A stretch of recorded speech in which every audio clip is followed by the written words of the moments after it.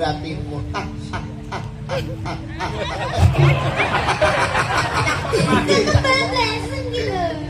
Terus diajeng. Kowe njaluk apa bakal tak pinangkani dirayu, Mbek?